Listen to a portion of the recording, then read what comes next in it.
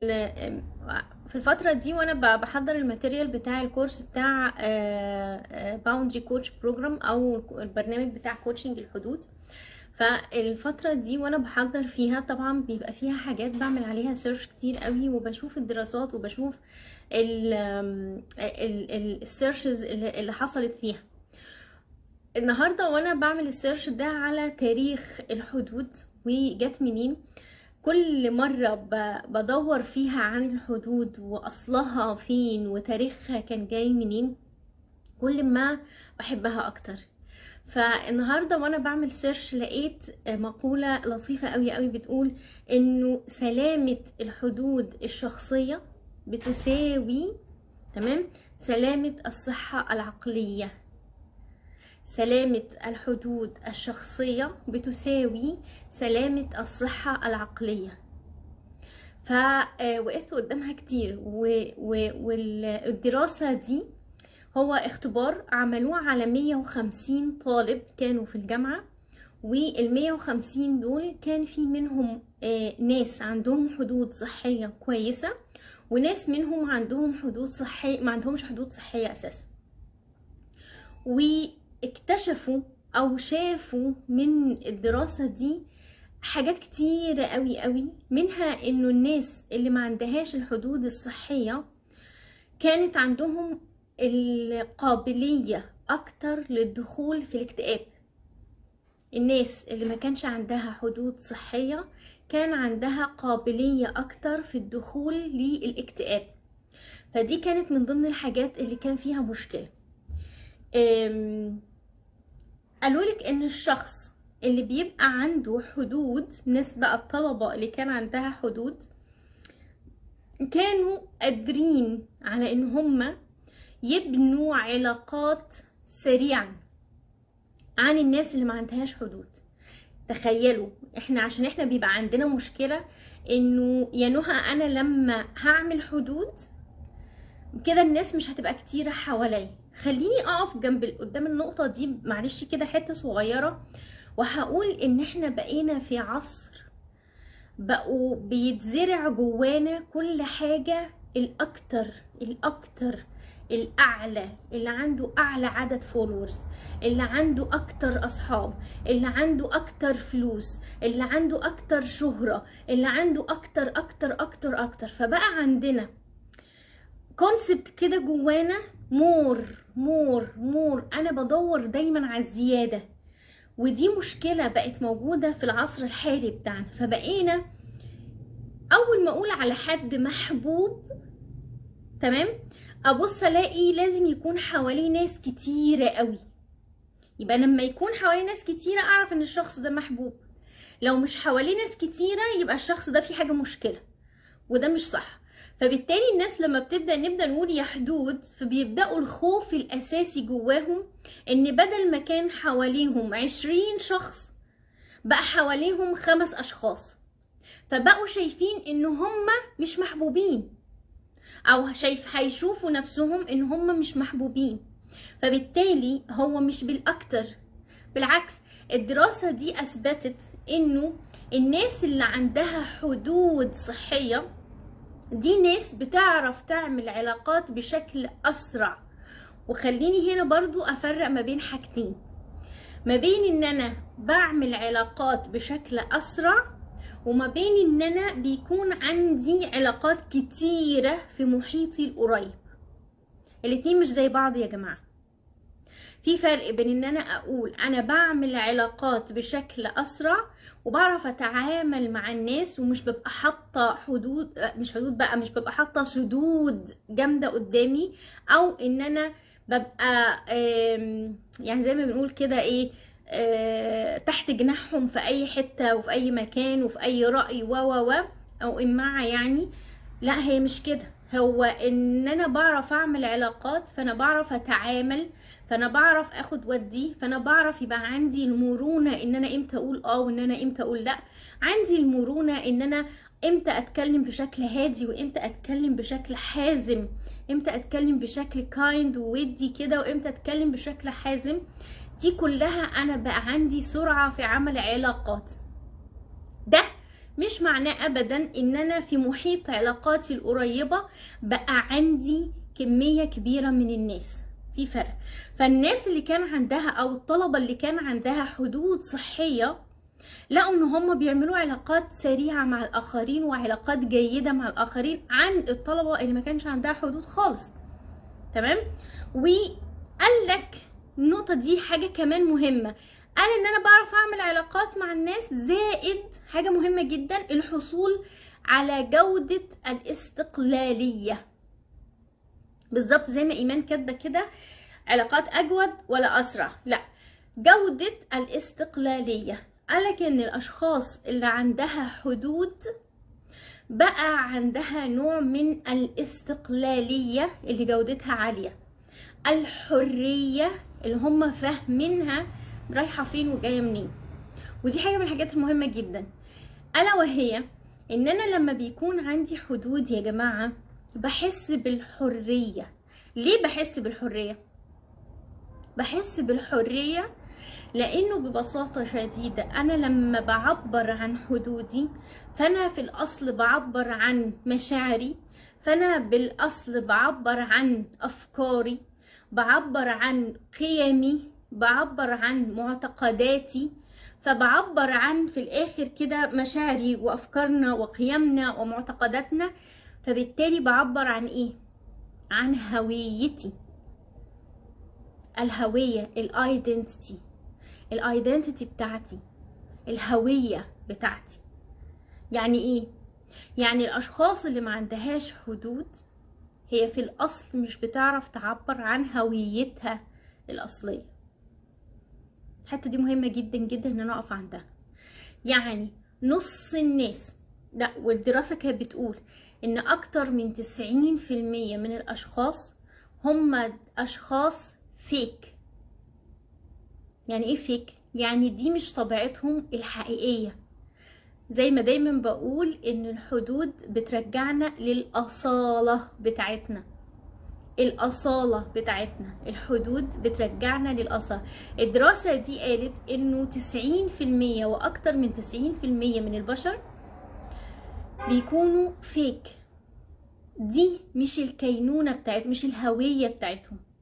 ما بيعرفوش، الناس ما عندهاش حدود، ما بتعرفش تعبر عن أفكارها الشخصية، ما بتعرفش تعبر عن مشاعرها، ما بتعرفش تعبر عن الأفكار والمشاعر، ما بتعرفش تعبر عن القناعات بتاعتها، ما بتقدرش تعبر عن القيم. يعني ما بتقدرش تعبر عن الأفكار بتاعتها، ما بتقدرش تعبر عن مشاعرها، ما بتقدرش تعبر عن قيمها، وما بتقدرش تعبر عن القناعات بتاعتها. فبالتالي اللي ما بيقدرش يعبر عن ده بسهولة، ده ما بيعكسش للشخص اللي قدامه هويته، الهوية بتاعتي الحقيقية، الايدنتيتي بتاعتي. وهنا كان علماء النفس قالوا انه الحرية، الحدود بتبقى مرتبطة بشكل جامد جدا جدا الأنا الداخلية بتاعتي. لما بكون متصل مع الأنا الداخلية بتاعتي بقدر أعبر عنها بشكل تلقائي.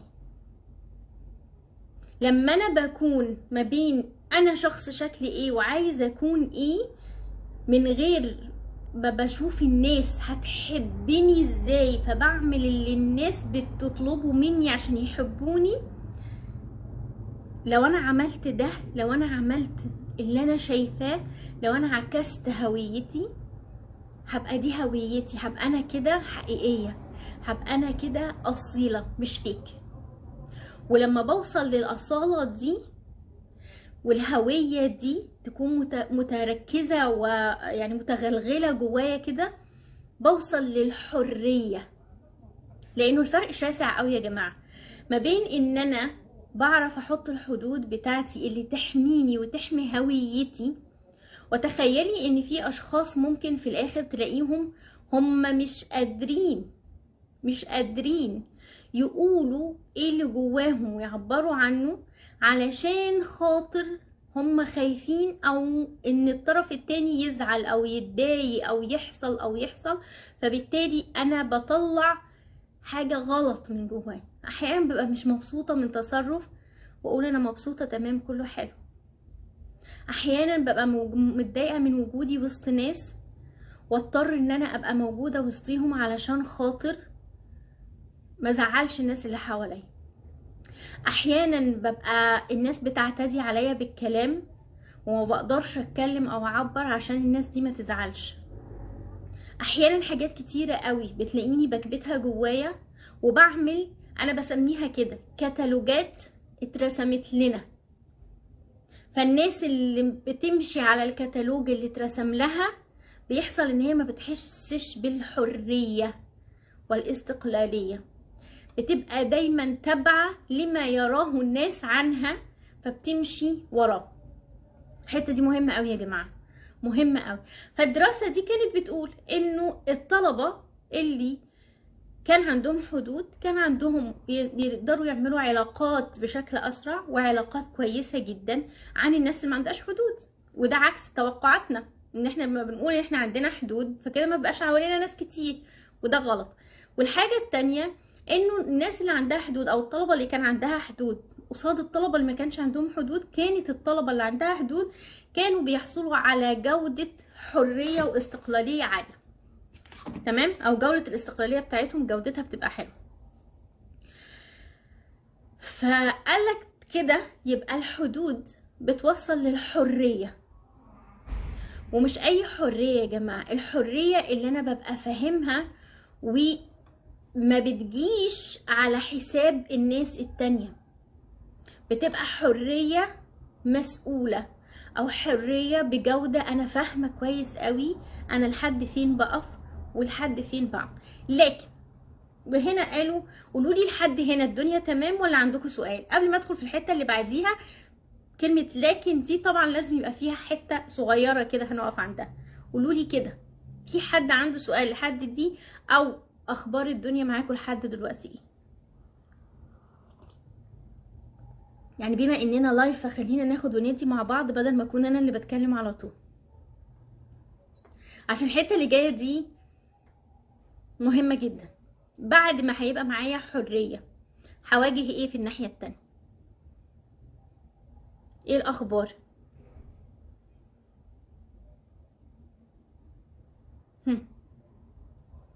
نمتوا؟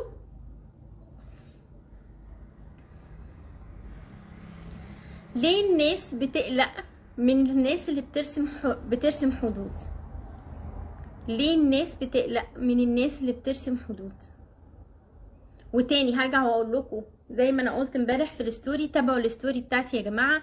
هتلاقوا في الستوري دايما امبارح كنت بتكلم على انه ما ينفعش ان انا وانا بتكلم عن الحدود وانا ببدا رحله رسم الحدود ان انا ابدا اتكلم عنها كتير قدام الناس وانا كده وانا بقيت ارسم حدودي وانا بدات ارسم حدودي وانا مش عارف ايه. بلاش ده تمام. فتابعوا الستوري عشان كل يوم بنزل نصيحه من النصايح عن الحدود. طيب حلو قوي. اعتراض ايه يا ايمان؟ مش فاهم. طيب اللي لقوه انه لما الدراسة دي لقت ان الطلبة دول بقى عندهم معرفة الحدود بتاعتهم، اللي عندهم حدود بقى عندهم حرية او جودة استقلالية عالية، لقوا انه بعد ما عرفوا ده وبدأوا يتمتعوا بالحدود دي وبقوا يتمتعوا بالحرية دي، اللي حصل ان هم بدأوا في نفس الوقت يقولك لكن في نفس الوقت بدأوا يواجهوا رعب العالم. الناس اللي حواليهم بدأ يبقى عندهم رعب. ليه عندهم رعب؟ قالك الرعب بتاع الناس اللي حوالينا لما بيحصل لما بنبدأ احنا نرسم حدود، الناس دي بتترعب. ليه؟ بتترعب لانه ببساطة الناس بيبقى عندها نوع من العجز. تاني، الناس لما احنا بنبدأ نرسم حدود، ولما برسم حدود ببدأ اعبر عن هويتي، الايدنتيتي بتاعتي، عشان لو انا ما رسمتش حدود بتروح الهوية دي او بفقدها مع الوقت، بفقد هويتي. فلما بدأ يبقى عندي حدود بدأت اعبر عن هويتي، فبدأت احس بالحرية، فبدأت اتنفس نوها بقى الحقيقية الاصيلة او الاصالة من جوه.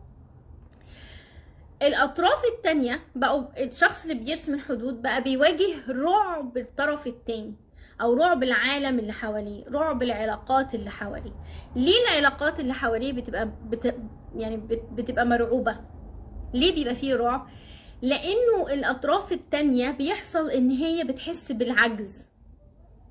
ليه بتحس بالعجز؟ بتحس بالعجز لانه انا دلوقتي قدام شخصية اختلفت.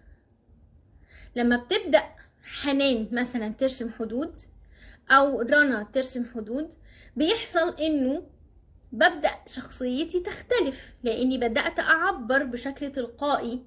ولما شخصيتي بتبدأ تختلف، الاطراف التانية اللي حواليا بيحصل ايه؟ بيحسوا من جواهم بالرعب. رعب ايه؟ الرعب من جواهم، مش بيقولوا لنا عليه، عن العجز. ان الشخص ده بقى عاجز عن انه يتحكم فينا كما كان يفعل في الاول. تاني، الناس اللي حوالينا بتترعب. ليه لما بنبدأ نرسم حدود يا جماعة؟ بتترعب لانه بيحصل ان هم بيفقدوا الشخص اللي كانوا بيحكموا سيطرتهم عليه. بيفقدوا الشخص اللي كانوا بيحكموا سيطرتهم عليه، لانه بدأ ما يبقاش تحت السيطرة، فبدأ يبقى مستقل. مش احنا بنقول بيبقى واخدين الاستقلالية بتاعتهم؟ فعجزهم ان هم يتحكموا في الشخص ده بقى يسبب لهم رعب. ليه؟ لانه ببساطة هم كانوا مستفيدين. اما مستفيدين باستغلالك، اعمل ده ودي ده وهات ده وادفع فلوس وادفع واعمل و او ان هم كانوا مستفيدين بقلة طلباتك والتزاماتهم ناحيتك. فكنت انت مثلا بتدي كتير كتير كتير والطرف التاني مش بيدي، فكان خلاص الموضوع بالنسبة له مفيش. لكن فكرة انه انت بدأت تطالب بحاجة معينة او بدأت ترسم حدود بناء على حاجة معينة والطرف التاني ما كانش عنده الاستعداد لده، فبيحس بالخوف والعجز من ان انت بترسم حدود. يا رب الحتة دي تبقى واضحة. وعشان انا عجبتني قوي وانا بقرأ الدراسة دي، لانه الطرف التاني ناس كتير قوي بتقولك ليه كانت الناس بتخاف مننا؟ بتخاف لانه هما بيبقوا شايفين شخص مختلف، بقى فيه اختيارات واختبارات كتيرة مختلفة، فبالتالي بقى يخاف من الحتة دي. ودي حاجة مهمة جدا جدا. طيب، في حتة مهمة كمان، انه احنا خلاص وصلنا ان الطلبة اللي كان عندها حدود قصاد الطلبة اللي ما كانش عندها حدود كان في اختلافات كبيرة. وصلوا بقى الدراسة دي وصلت انه اهمية الحدود النفسية بتأثر او بتساعد بشكل كبير جدا في الشعور بالقوة الشخصية. تاني، أهمية الحدود النفسية لما لقوها عند الطلبة اللي عندهم حدود شخصية، لقوا ان دي بتنعكس بشكل واضح جدا على القوة الشخصية للشخص اللي عنده حدود. وده على فكرة يمكن انا حاجة من الحاجات اللي انا خدت بالي منها، انه حقيقي بتفرق بشكل كبير قوي قوي، انه القوة الشخصية بتظهر قوي لما بنبدأ نعمل حدود. دايما بقولها كمان، حتة الكاريزما بتظهر قوي لما الشخص بيبدأ يعمل حدود. انك تكون اول ما بتبقى متواجد في مكان فبتلفت الانظار بتظهر قوي اول ما بتبدأ ترسم حدود. الامان والتركيز بيظهر جدا اول ما تبدأ ترسم حدود. اقول لكم ليه الامان برضو، دي حتة الدراسة دي عملتها بشكل حلو قوي. انا لما بعكس هويتي اللي جوه بعد ما ببدأ ارسم حدود، انا بحس بالامان. ليه بحس بالامان؟ لاني بحس ان انا متسق مع داخلي.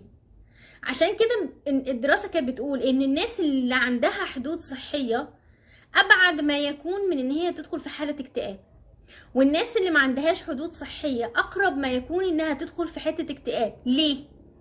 لانه عدم وجود حدود صحية انت هنا بشكل كبير جدا جدا مش بتعكس اللي جواك، لا، انت بتعكس ما يراه الناس عنك، فبتفضل تتعامل على هذا الاساس.